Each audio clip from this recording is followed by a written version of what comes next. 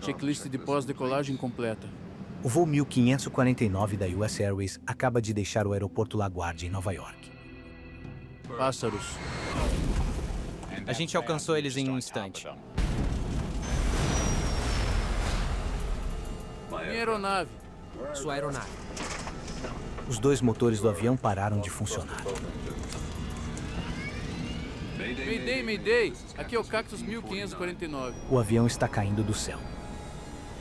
Eles têm apenas alguns segundos para decidir o que fazer. Podemos abrir espaço para vocês na pista 13. Não vai ser possível. 155 vidas dependem da decisão dos pilotos. Fiquem abaixados! Cactus 1549, pista 1, Teterboro liberado. Não vamos conseguir. Com uma opção ruim à direita e outra pior à esquerda. A tripulação decide seguir para a pista que está à frente. Nós vamos ficar no Hudson. Mayday! Mayday!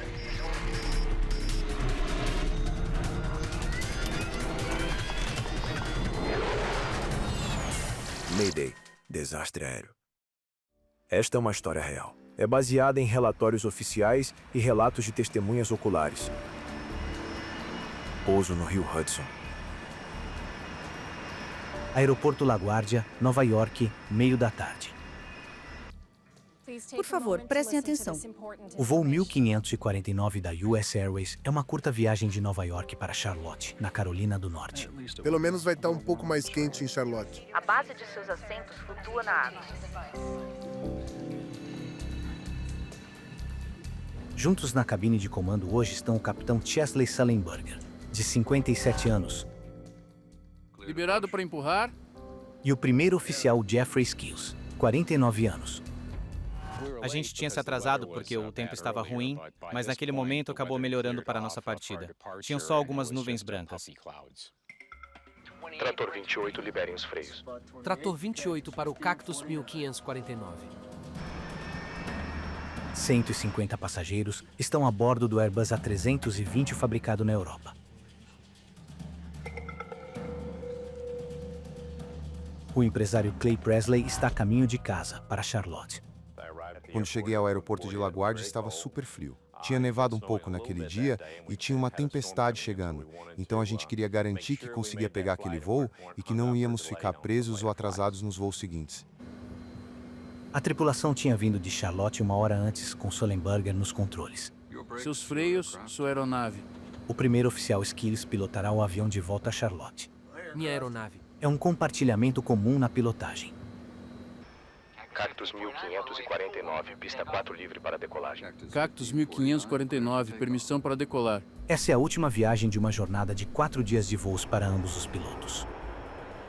Fizemos nossas chamadas padrões porque era só uma decolagem normal. Procedimentos normais para a subida.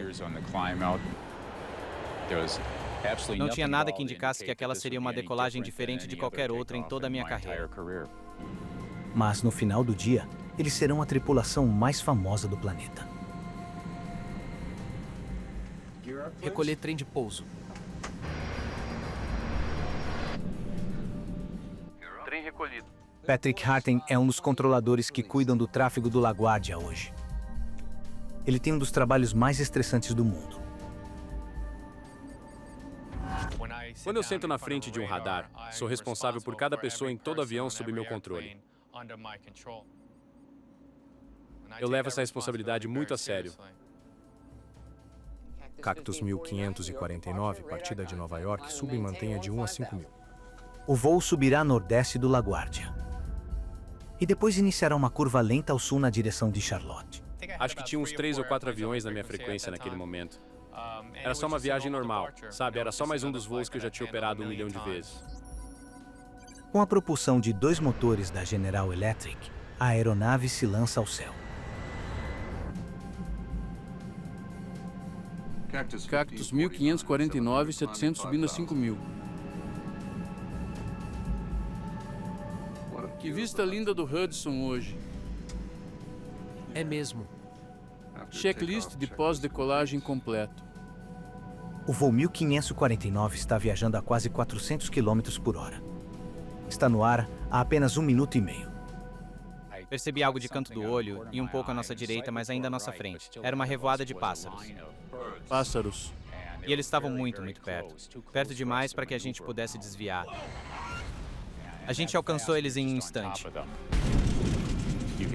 Dava para sentir a força do avião indo para frente. E, de repente, teve um barulho gigantesco. Parecia que ele tinha parado no meio do ar, como se tivesse batido em um muro. Tá pegando fogo! Então, de repente, alguém disse, o motor esquerdo está pegando fogo. Antes mesmo que a gente pudesse avaliar a situação, O motor reverteu. Os dois estão perdendo potência.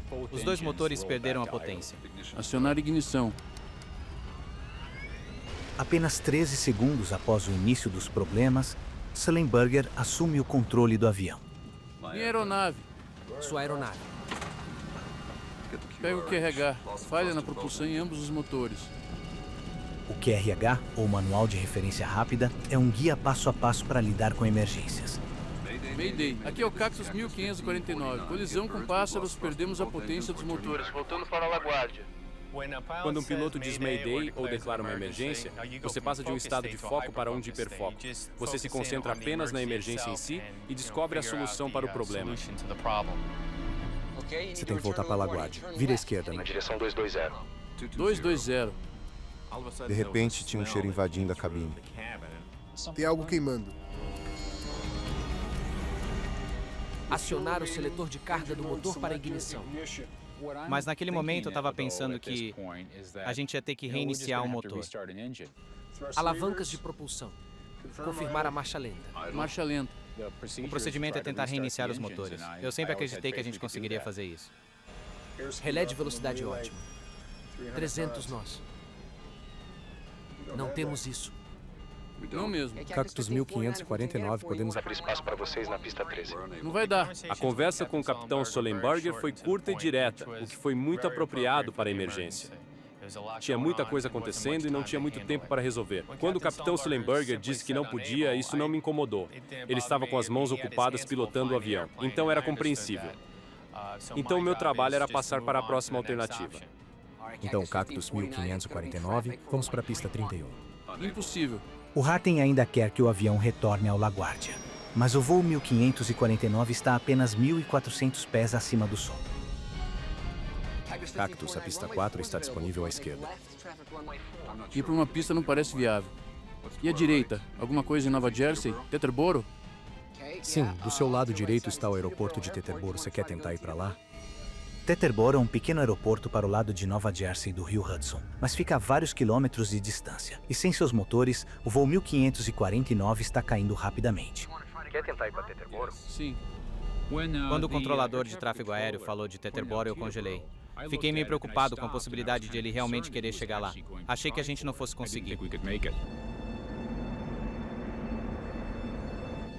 Então, você está ali sentado, em silêncio. Todo mundo está esperando ansiosamente por informações. Queriam ter certeza de que tudo ficaria bem.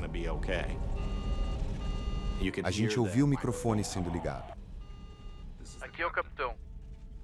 A gente esperava que ele dissesse: tenho tudo sob controle, a gente vai ficar bem, vamos conseguir, vamos dar meia volta e pousar. Era isso que a gente esperava ouvir. Prepare-se para o impacto. O que ele quis dizer com prepare-se para o impacto? Aí, de repente, eu me dei conta. Acho que ele está dizendo que vamos cair. Abaixem a cabeça.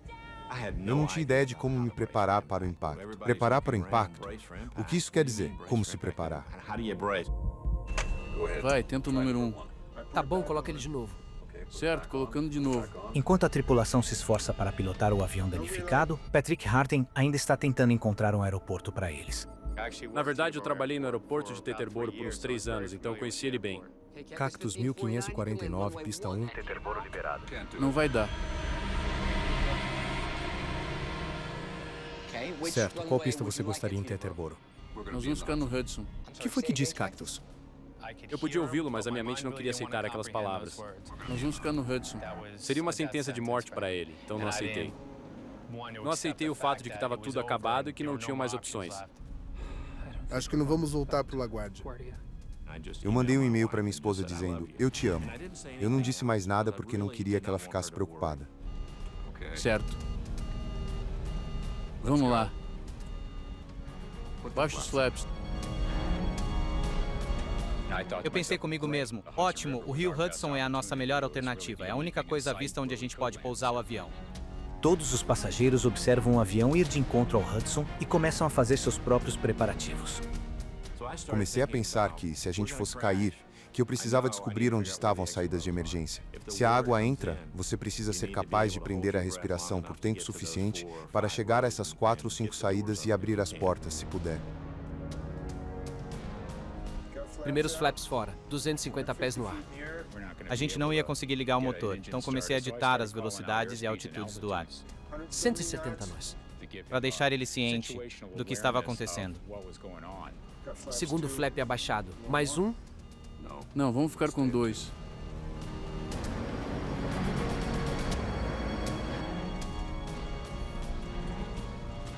Tem alguma ideia? Na verdade, não. Eu estava tão concentrado no que a gente estava fazendo que achava que realmente daria certo. Abaixo de 300 pés, o radar de Patrick Harten não consegue ver o avião. O voo 1549 desaparece. Quando o avião desapareceu do meu radar, presumi que não teria sobreviventes. Na cabine, os passageiros se preparam para o inevitável. Todos os passageiros começaram a se unir e, enquanto a gente caía, alguém começou a gritar. Fiquem abaixados. Estamos prontos. O pessoal nas saídas disse, estamos prontos. E eu estava morrendo de medo. Se prepara.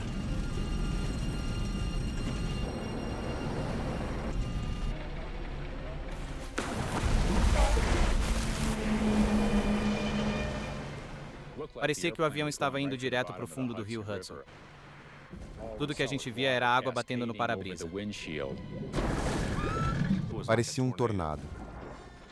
O avião estava sendo despedaçado. Algumas pessoas iam sendo jogadas de um lado para o outro. Aí o avião ressurgiu. E ele meio que estava balançando suavemente nas ondas.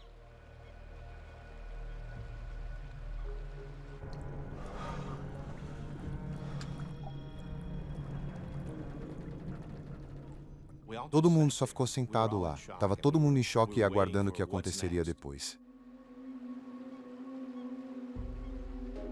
O voo 1549 da US Airways ficou no ar por apenas 5 minutos e 8 segundos. Após uma aterrissagem extraordinária, os passageiros e a tripulação agora enfrentam um novo perigo. O avião está perfurado. A água gelada do Hudson está invadindo a cabine.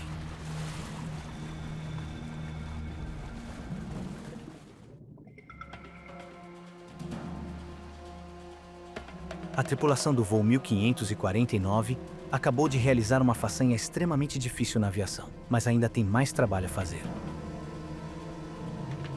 O capitão Sullenberger se dirige à cabine enquanto o primeiro oficial Skilles desliga o avião. Eu fiquei para trás fazendo a lista de verificação de evacuação. Devem ter sido cerca de 45 segundos até que eu também fosse para a cabine depois que pousamos.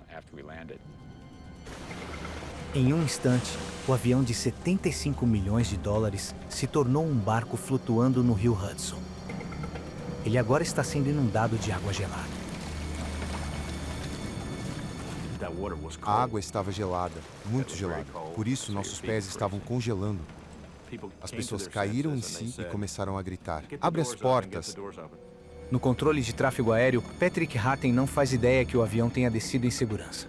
Eu achava que ninguém pudesse sobreviver a um pouso na água como aquele. Eles me tiraram do posto porque eu obviamente não estava mais em condições de trabalhar no tráfego. Harten é conduzido ao escritório de seu sindicato. Apesar de seu esforço, o protocolo exige que ele conte a sua versão dos eventos. Eu realmente não queria falar com ninguém. Eu só queria me esconder debaixo de uma pedra. Eu precisava contar para minha esposa o que tinha acontecido, mas sabia que não podia falar com ela porque eu estava num estado muito frágil e não queria desmoronar. Então, eu mandei uma mensagem simples para ela, dizendo que tive um acidente, que não estava bem e que não podia falar naquele momento. Os passageiros mais próximos das saídas abrem as portas, enquanto Sullenberger e a tripulação da cabine conduzem a evacuação. Eu levantei rápido e fui andando para a porta de emergência. Aí eu fui andando para a asa, dando só alguns pequenos passos para começar. Comecei a notar que as pessoas ao meu redor estavam com os objetos flutuantes. Elas tinham tirado a base dos assentos ou tinham um colete salva-vidas no pescoço. Skillis volta para a cabine para ajudar a tripulação a retirar os passageiros do avião que está afundando. Ele sabe que não há muito tempo e que um dos comissários de bordo foi ferido. Eu voltei para a cabine e eu, Sully e 2 jovens ficamos pegando as almofadas dos assentos e os coletes salva-vidas que ficam embaixo dos assentos para distribuir. Fiquei olhando em volta, tentando avaliar a situação. Será que o avião vai explodir? Qual é o próximo passo? E umas 6 ou 8 pessoas caíram na água. Elas estavam tremendo de frio. A gente começou a puxá-las de volta para a asa. Na parte traseira do avião, a água continua entrando. Os passageiros são orientados a seguir em frente para conseguir sair. Tem que passar por cima. Esse barco pesado não vai continuar flutuando por muito tempo. Na verdade, a água estava indo nos nossos joelhos e estava extremamente gelada. Sabe, cada parte do corpo que ficava na água doía até os ossos. Fique à vista. Tem alguém aqui? A gente tinha certeza absoluta que não tinha mais ninguém no avião, mas não fazia ideia do que estava acontecendo nas asas. O Skillis e o Sullenberger são os últimos a saírem do avião. Acabei de ver o impacto de quando o avião caiu na água. Uma pequena companhia aérea comercial caiu na água. Eles já estão na água há mais de 10 minutos. O aeroporto LaGuardia enviou um alerta para os serviços de emergência de Nova York. No meio do Hudson, 155 pessoas congelando esperam que a ajuda chegue a tempo. Eu vi a primeira balsa. Eu consegui ver a cabine do capitão. Senti que tudo ia ficar bem. Foi um alívio generalizado. Os primeiros a chegarem ao local são as balsas que estão transportando passageiros pelo Hudson. Logo em seguida, a guarda costeira e o corpo de bombeiros se juntam a eles. A atmosfera na balsa ainda era de preocupação, porque a gente não sabia se todos os passageiros tinham descido do avião naquele momento. Eu estava no sindicato me preparando para depor. Podemos começar? Quando um dos meus amigos entrou no escritório e disse: "Ei, Patty, parece que todo mundo sobreviveu." E eu fiquei tipo, sério mesmo? Foi uma notícia incrível, quer dizer, eu ainda estava traumatizado com os acontecimentos, mas o fato de todos terem sobrevivido foi incrível. Saiu um peso enorme das minhas costas. A nação inteira assiste ao momento em que todos os passageiros e toda a tripulação do voo 1549 são levados para um local seguro.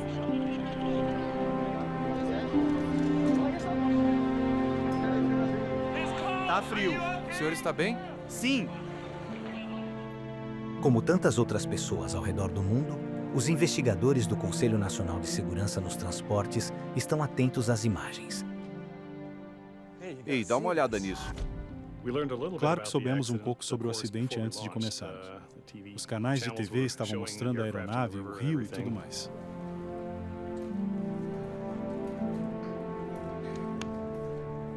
Todos concordam que o pouso foi extraordinário. Eu acho que foi um milagre. Eu sou muito abençoado por ter saído dessa. Cheguei para o capitão Sully e disse: "Só quero que saiba que salvou minha vida e a vida de todos aqui." Na minha cabeça, estava todo mundo morto, mas todos nós saímos vivos. É um milagre. Não ultrapasse. Ao anoitecer, o avião está quase totalmente submerso. A correnteza está empurrando para a margem do rio. A aeronave estava amarrada contra o pier e descemos para dar uma olhada nela e ver o que estávamos enfrentando. Mas não dava para fazer muita coisa à noite. Harold Heischel, investigador do Conselho de Segurança, chega ao local. A água estava escura, obviamente, então vimos apenas a cauda. A maior parte da fuselagem, uma das asas, estava embaixo da água. A gente sabia que seria muito difícil tirar da água e levar para um local onde a gente pudesse examinar os componentes do avião de maneira mais controlada.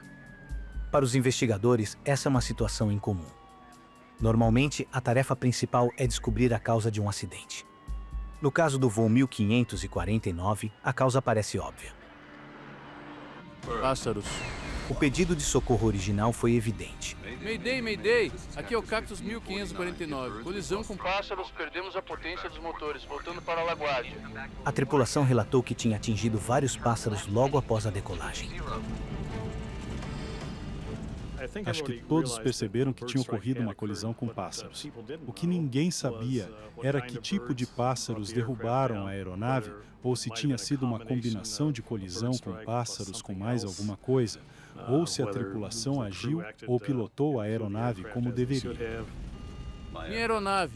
Sua aeronave. Pega o QRH. O piloto da US Airways fez um pouso de emergência incrivelmente hábil no rio Hudson. Os investigadores querem entrevistar os dois pilotos, mas sua fama repentina torna o acesso a eles mais difícil. Ficou um pouco mais difícil do que o normal localizar a equipe de voo e depois falar com eles. Eles se tornaram heróis imediatamente. Nada na vida pode preparar uma pessoa para a loucura da mídia numa situação como essa, sabe? Esta fama repentina dos pilotos é um obstáculo para investigadores como Catherine Wilson. Uma das coisas mais desafiadoras nesse caso foi que ninguém queria prejudicar o Sully. Sabe, ele era um herói nesse caso e nós éramos aqueles que potencialmente iriam dissecar o que ele fez para tentar descobrir se estava certo ou não. Para provar que os pássaros causaram um acidente, as autoridades precisam tirar o avião da água. Mas uma peça vital está faltando. A gente tinha sido informado de que os dois motores ainda estavam conectados à aeronave, mas isso acabou não sendo verdade. Então, logo de cara, esse se tornou o objetivo principal, descobrir onde estava o segundo motor. Rio Hudson. A gente não sabia exatamente onde ele estava. Vamos focar nessa área.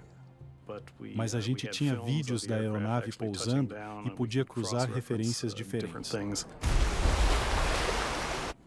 Usamos um sonar de varredura lateral que nos deu uma imagem muito clara do fundo.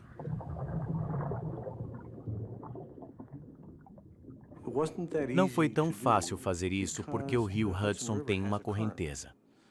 E a corrente muda ao longo do dia. Por isso, no final das contas, levamos 3 dias para encontrar o motor. Em poucos dias, o motor recuperado e o restante da aeronave são levados para um depósito em Nova Jersey, para que os investigadores possam estudar os destroços com mais cuidado. A gente certamente não podia fazer isso na beira do rio Hudson. E dá para imaginar como foi interessante levar um avião de 45 ou 60 metros de comprimento por uma área muito populosa de Nova Jersey. Enquanto o avião está sendo levado, os investigadores analisam os dados e as gravações de voz. Beleza, vamos ouvir. Que estavam na parte mais danificada do avião, a cauda. O gravador de voz da cabine de comando e o gravador de dados de voo estavam praticamente intactos. A aeronave tinha sofrido muitos danos na parte traseira, mas os gravadores sobreviveram muito bem. Tivemos muita sorte porque conseguimos baixar todos os dados. O motor reverteu. Os dois estão perdendo a potência. Ouvir as gravações é crucial para analisar como a tripulação reagiu à emergência. Nesse caso, tanto o capitão Sullenberger quanto o primeiro oficial Skills agiram de forma extremamente profissional. Acionar ignição. Cada um deles tinha suas próprias funções e responsabilidades. Eles se mantiveram firmes em seus postos durante todo o acidente e se comunicaram somente quando necessário. Baixe os flaps. No voo 1549, Minha aeronave. apenas alguns segundos foram necessários para que a tripulação assumisse suas próprias responsabilidades. Parte do motivo pelo qual eles lidaram tão bem com a emergência foi que Jeffrey Skills tinha acabado de concluir seu treinamento na Airbus. Foi a minha primeira viagem como piloto de linha aérea no Airbus A320. Tinha literalmente acabado de sair do treinamento. E a vantagem disso foi que ele sabia exatamente a que instruções recorrer, e foi exatamente o que ele fez. Combustível restante, seletor de modo do motor, ignição. As tripulações são altamente treinadas em procedimentos de emergência, e o mais importante é segui-los. E foi isso que o primeiro oficial Skills fez, ao consultar as instruções no manual de referência rápida. Mas enquanto os investigadores examinam as instruções para reiniciar os motores do avião, eles fazem uma descoberta preocupante. O manual foi pensado para um evento que ocorreria a 20 mil pés no ar, onde a tripulação teria tempo suficiente para seguir lenta e cuidadosamente instruções de 3 páginas, que finalizava com como abandonamos o avião. Então, eram instruções de 3 páginas e, na verdade, com o tempo que tínhamos, só consegui seguir 1,5 páginas. Relé de velocidade ótima. A tripulação passou tempo demais tentando reiniciar os motores quando podiam se concentrar na preparação para o pouso na água. 300 nós. Não temos isso. Não mesmo. Instruções excessivamente complicadas contribuíram enormemente para acidentes aéreos mortais no passado. Em 1998, um incêndio se sucedeu a bordo de um avião de passageiros da Swissair. A lista de instruções que a tripulação usou nessa situação teria levado até meia hora para ser concluída. Era uma meia hora que eles tiveram o luxo de ter.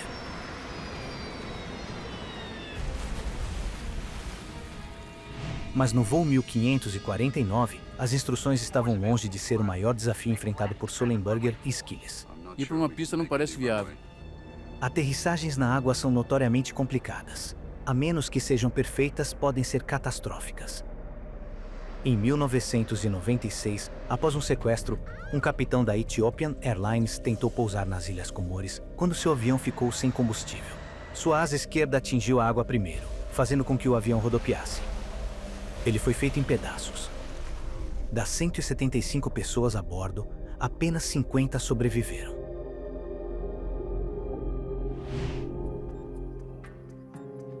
Os investigadores logo descobriram que nenhuma das principais companhias aéreas usa simuladores para ensinar os pilotos a pousarem na água. O treinamento para aterrissagem em um simulador é muito difícil. Nós não temos os modelos para simular com precisão o que um avião faria quando pousasse na água. Pela raridade desse tipo de evento, seria muito difícil justificar o treinamento de pilotos para essas circunstâncias. Mas mesmo sem nunca ter passado por uma simulação, o capitão Sullenberger fez quase tudo certo. Ele manteve o nariz para cima e as asas niveladas. Deixou que a cauda atingisse a água primeiro, diminuindo a velocidade do avião o suficiente para que ele sobrevivesse ao impacto. Que belo pouso. Os investigadores do Conselho de Segurança recorrem à sua própria simulação para responder a uma pergunta vital. O Sullenberger tinha que pousar no Hudson? Prepare-se para o impacto. Ou ele poderia ter chegado a uma pista de pouso? Mayday, Mayday! Aqui é o Cactus 1549. Os investigadores analisam as ações de Chesley Sullenberger e Jeffrey Skills no momento em que seu avião colide com pássaros. Ignição. Queríamos saber se os pilotos fizeram a coisa certa.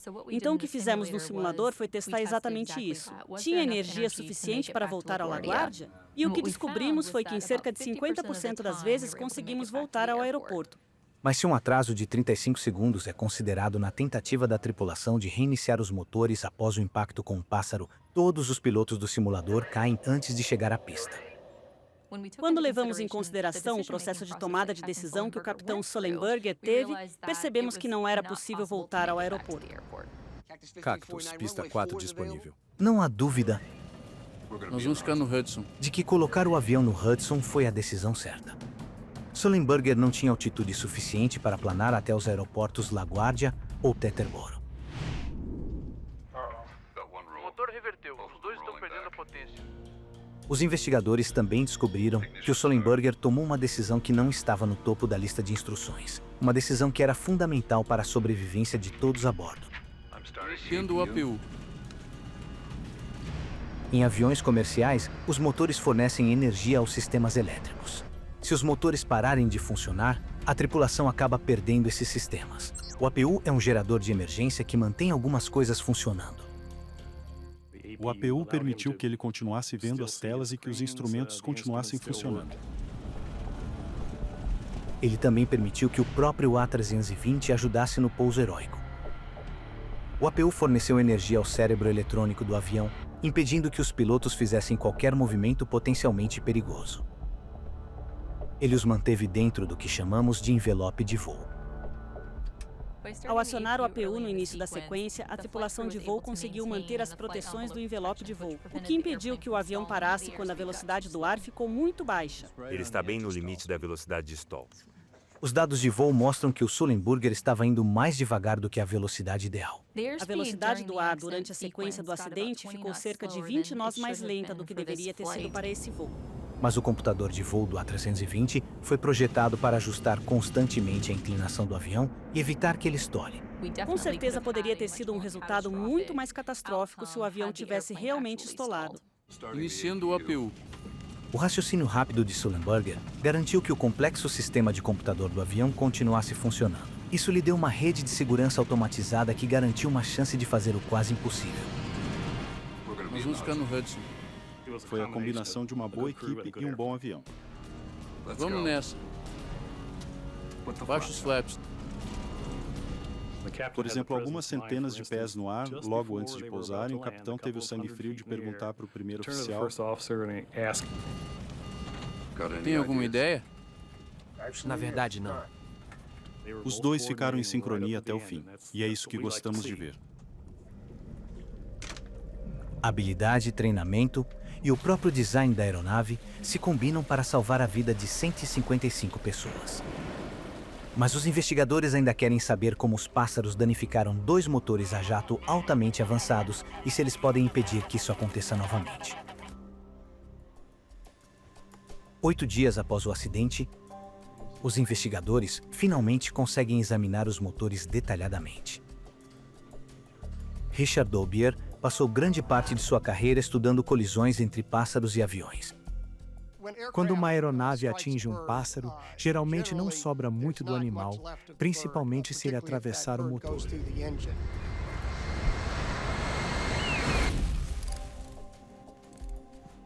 Os motores são analisados peça por peça para tentar descobrir exatamente o que aconteceu a 3.000 pés acima de Nova York.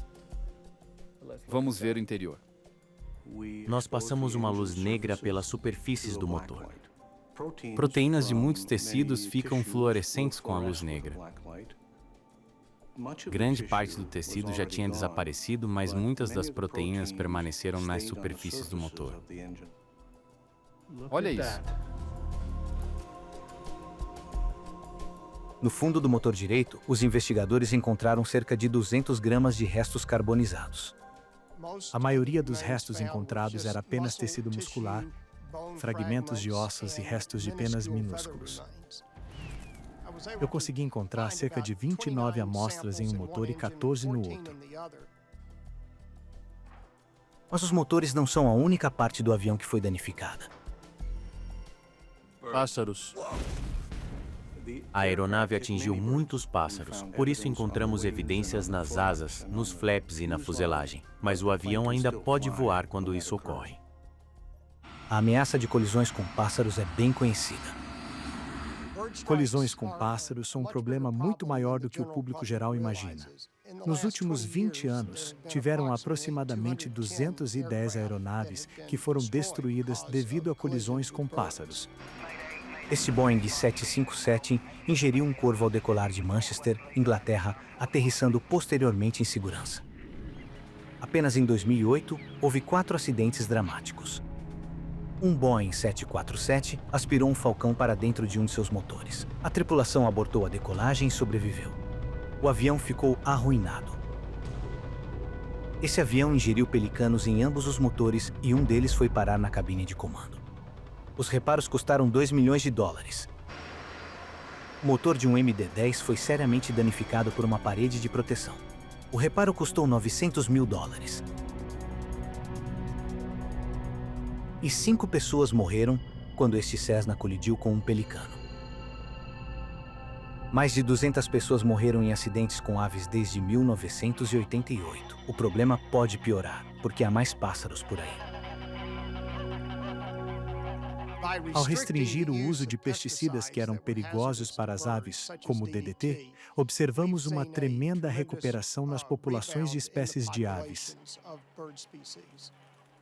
Um aumento notável de gansos do Canadá, que são aves residentes e não migratórias. Em todo o país, a população cresceu de cerca de 1 milhão para cerca de 4 milhões. No LaGuardia, um dos maiores problemas do aeroporto é uma colônia de gansos que fica o ano todo na Rikers Island, que fica ao lado. De 2002 a 2004, tiveram 8 colisões com gansos canadenses no aeroporto LaGuardia. Isso significa que tinham aves tanto dentro do aeroporto quanto fora dele. Uma dessas colisões quase causou a queda de um avião. Foi por muito pouco. Nos últimos anos, os funcionários do aeroporto recolheram centenas de gansos da Rikers Island e os sacrificaram. A medida é controversa, mas deve ser eficaz.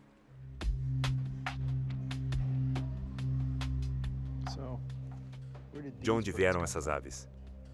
Se os gansos que atingiram o voo 1549 da US Airways forem locais, eles podem ser controlados. Os investigadores precisam saber mais sobre eles. Os restos mortais que encontramos eram tão pequenos que não conseguimos saber que tipo de aves eram. Então, pedimos a ajuda do Instituto Smithsonian. Eles podem pegar restos mortais até os bem pequenos, como pedaços de penas ou carne ou qualquer outra coisa, e identificá-los. A esperança é que a análise de DNA dos restos mortais não apenas confirme a espécie do pássaro, mas também ofereça pistas sobre sua origem.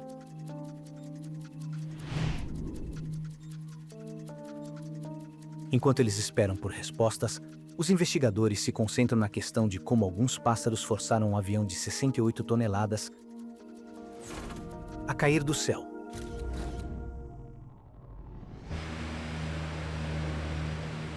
Antes de poderem ser usados em um avião de passageiros, os motores passam por testes rigorosos para provar que podem funcionar em condições extremas. Os testes incluem a ingestão de carcaças de aves congeladas. Os motores turbofan CFM, que equipam o A320, passaram nesses testes e foram certificados em 1996. O teste de pássaro grande exigido para o motor CFM consiste em disparar um pássaro de 2 kg de um canhão de ar contra o motor, que fica funcionando quase na potência máxima.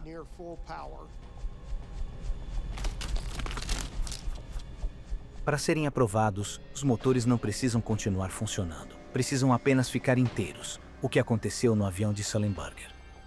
Os motores não sofreram o que chamamos de falhas não contidas. Nenhum pedaço grande das pás do ventilador ou algo do gênero voou para fora da carenagem a ponto de ferir as pessoas dentro do avião.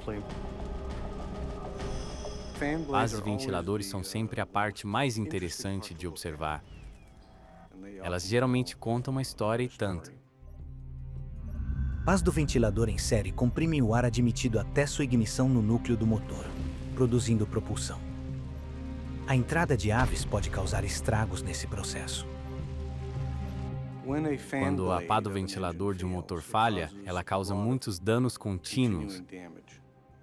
Nesse caso específico, todas as pás estavam lá. Elas sofreram danos graves, mas nenhuma foi quebrada. Uma análise dos motores mostra que as pás do ventilador principal sobreviveram ao impacto, mas o delicado maquinário dentro dos núcleos de ambos os motores não.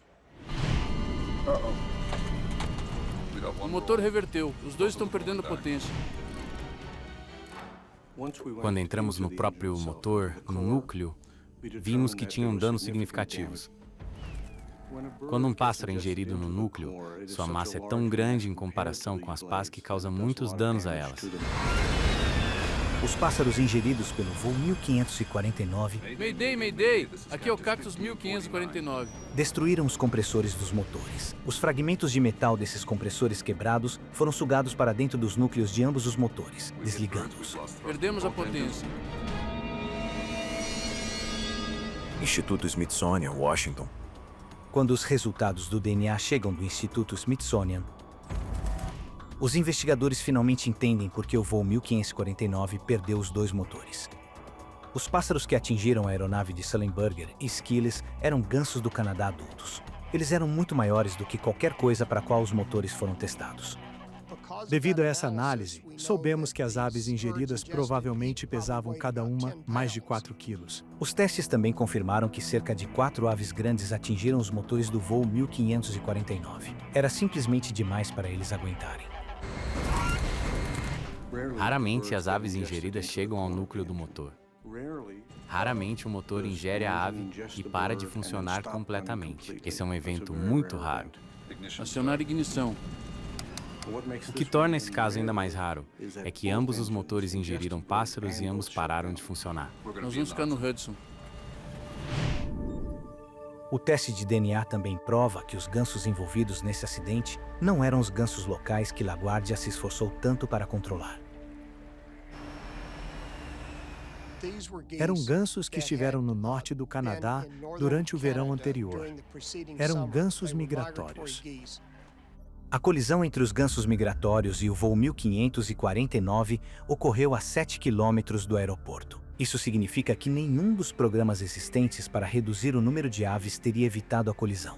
Isso também significa que o que aconteceu com esse voo pode acontecer novamente, a menos que seja encontrada uma forma de manter os pássaros e os aviões separados.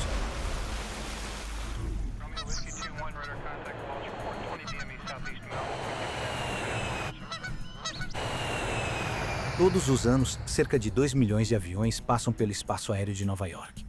A maioria das pessoas não tem noção dos problemas que os pássaros podem causar às aeronaves. Elas não percebem como um organismo pequeno e aparentemente insignificante comparado ao tamanho de uma aeronave pode causar esses tipos de falhas catastróficas. A indústria aérea precisa encontrar soluções para as colisões com aves. A instalação de telas na frente dos motores é uma das respostas mais óbvias, mas há sérias desvantagens. Elas podem cair, quebrar e serem ingeridas pelo motor, causando danos semelhantes ou ainda mais catastróficos. As telas também podem gerar turbulência no fluxo de ar, o que pode impedir que o ar chegue aos motores, causando falhas. O clima de inverno também é um problema sério para as telas do motor. Uma tela é uma forma de gelo perfeita, pois acumula gelo muito rapidamente em condições climáticas favoráveis. Uma solução mais promissora já está sendo testada em várias cidades norte-americanas, incluindo Nova York. No aeroporto John F. Kennedy, um radar especializado está fazendo uma varredura dos céus em busca de pássaros próximos aos aviões. A maioria dos aeroportos é equipada com um radar que envia ondas de rádio que simplesmente ricocheteiam nos objetos no céu. Normalmente, apenas objetos grandes são vistos, e a maioria dessas informações não é transmitida aos controladores de tráfego aéreo. O fato é que seus escopos ficariam saturados de alvos. Mastros altos de navios, por exemplo, apareceriam em seus radares como alvos baixos. A confusão ia interferir no controle de tráfego aéreo. Isso não é bom. Mas agora um radar precisamente calibrado para aves está sendo testado no JFK. Ele consegue distinguir itens do tamanho de beija-flores. Se algum pássaro for detectado passando pelas rotas de voo, as tripulações poderão ser alertadas. Eu adoraria ver a tecnologia de radar de pássaros. A questão seria como incorporar isso sem aumentar a carga de trabalho de um controlador já estressado. Os testes continuam, mas o uso geral do radar de aves ainda é uma realidade distante. Cactus 1549, pista 4 livre para decolar. Cactus 1549, permissão para decolar. Até lá, colisões entre pássaros e aviões continuarão a ocorrer.